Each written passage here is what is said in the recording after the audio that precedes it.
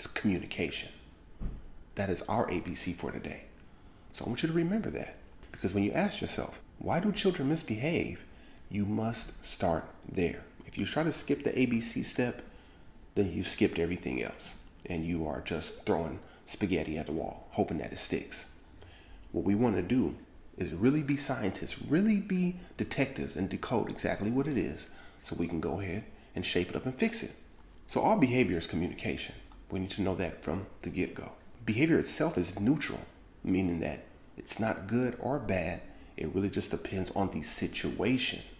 That's why it's really important that we talk about ABCs today. You'll see why in a second. So all behavior is communication. Behavior is neutral. And what we want to do is shape better communication, because by shaping better communication, you shape better behavior.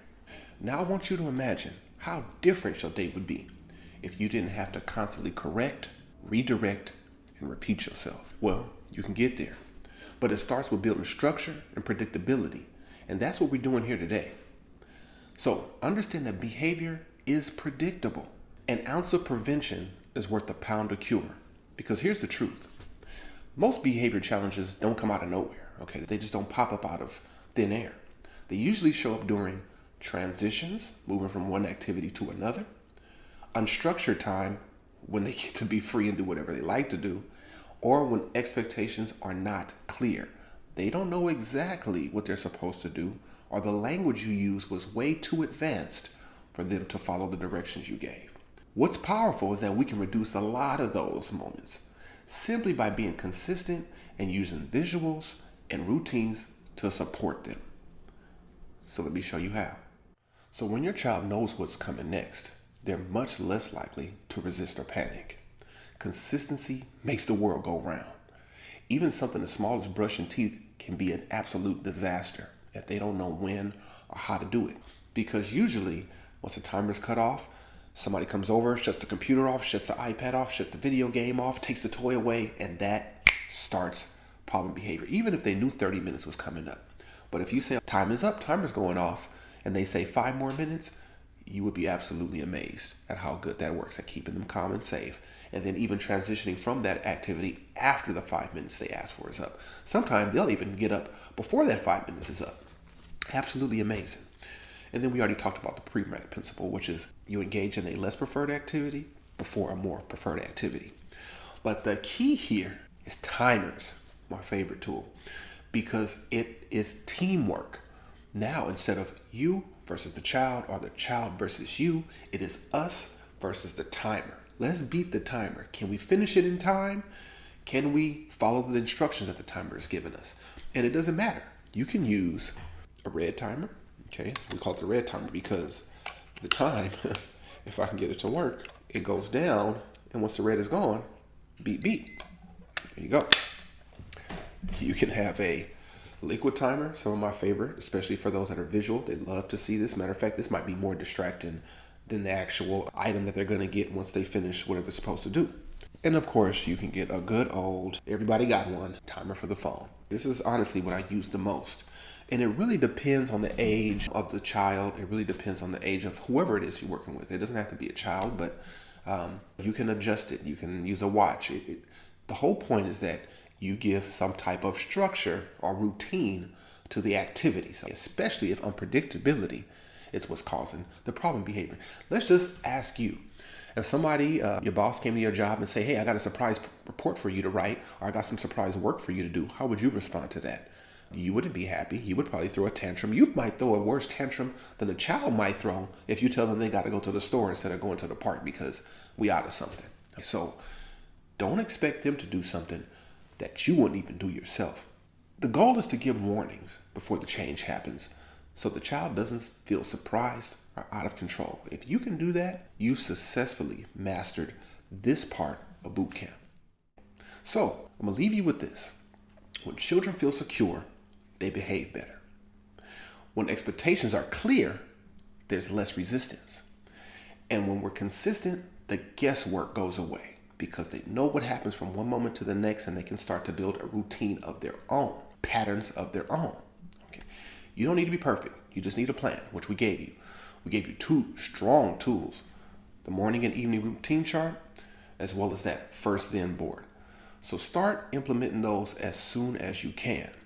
Now, in the next module, okay, when we start getting in our next exercises, we're going to focus on talk back and what to say and how to say it when things start going sideways. I'm going to give you real scripts and strategies for staying calmer in the moment, because if we start to talk too much, we'll see how that can lead us astray. So step one, it's you. So when kids escalate, your job is to stay at least one level below where they are. Okay? You got to think of it like emotional math. So if your child is at a 7 and you go up to an 8, you just add it to the problem, because now you're at a 15. But if you stay at a 4, which is right below their 5, then now you're subtracting. You're taking the energy down a notch. That's what we want to do. And yes, it's easier said than done, but this is where we have some tools for you. You have to have a calm, assertive energy, just like Cesar Millan. Very, very famous dog trainer.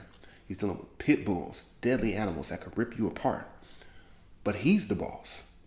He tells them what to do, and they respect that because he is not abusive, but he does use a calm, assertive energy. I am not going to raise my voice. I am not going to resort to physical violence, but I am going to set consistent and reliable boundaries. So it will happen again.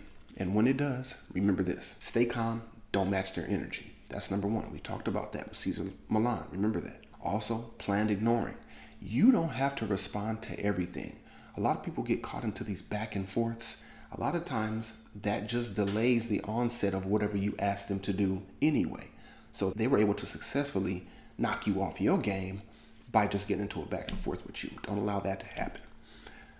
Remind them of their safety. When people begin to escalate, no matter if you're a child or if you're an elderly person, there's trigger and there's signs, and you have to read those signs. When they lose control, they can do things that may become dangerous. And that's when you have to remind them, you're okay. I'm not here to hurt you. I'm not here to harm you. I'm here to help you. And letting them know that, even though they may not respond to you right away, gives them the sense of safety, and it allows them to de-escalate a lot quicker. Use a neutral tone. I know this may be the hardest one, especially for people who got a lot of attitude, because you want to emphasize certain points. But when somebody that has a behavior problem begins to escalate and you begin to throw those little jabs in there, you are once again adding to the fire. You're adding to that emotional math problem again, where you want to keep it neutral. Just keep it at 0 if you can, or do the best that you can.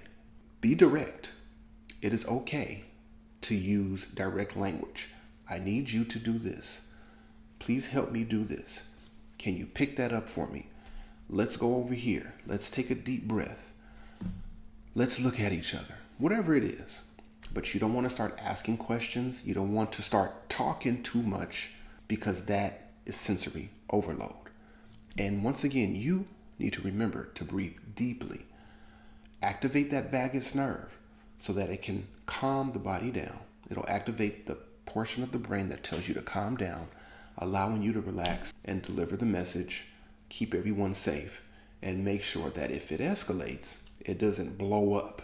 So if you can use those few tips, you're well on your way to managing a very big escalation.